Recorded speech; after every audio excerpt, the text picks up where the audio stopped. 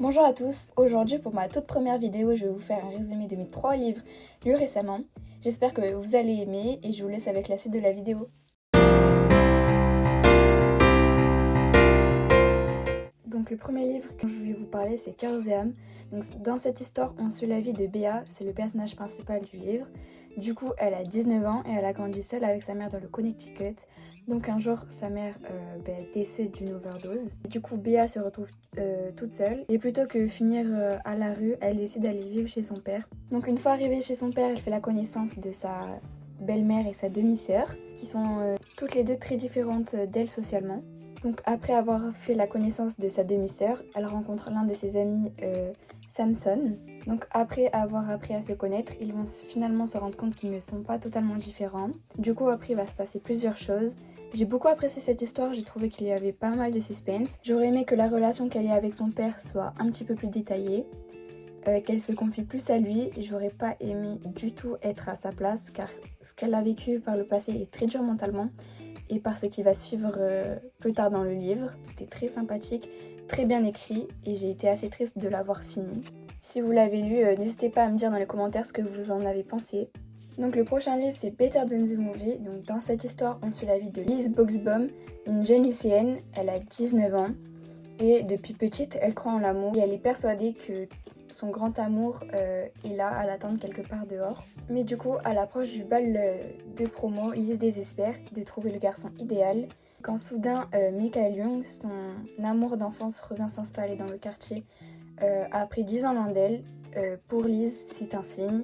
Elle est prête à tout pour l'inviter au bal, même à former une alliance avec son pire ennemi et détestable voisin d'enfance, Wes Bennett.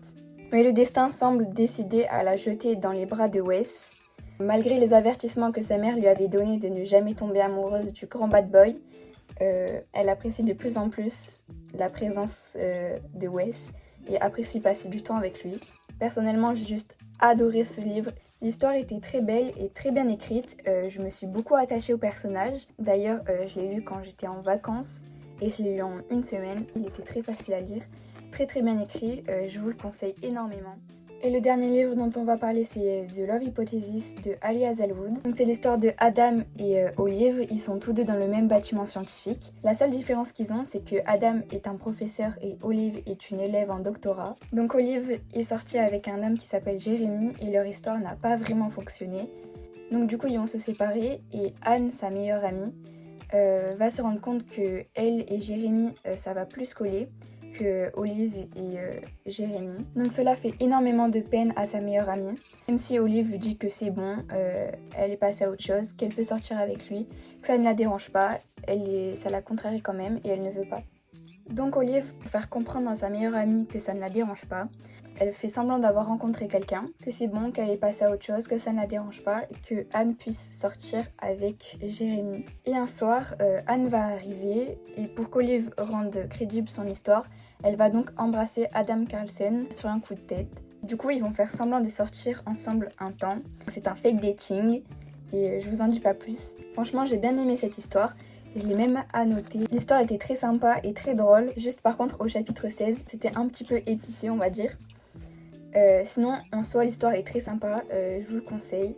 Et si vous voulez une vidéo comment annoter les livres, ce sera avec un grand plaisir. Et voilà, la vidéo touche à sa fin. J'espère qu'elle vous aura plu. Si vous voulez une partie 2 avec d'autres livres, vous pouvez me le dire. Et je vous dis à une prochaine vidéo.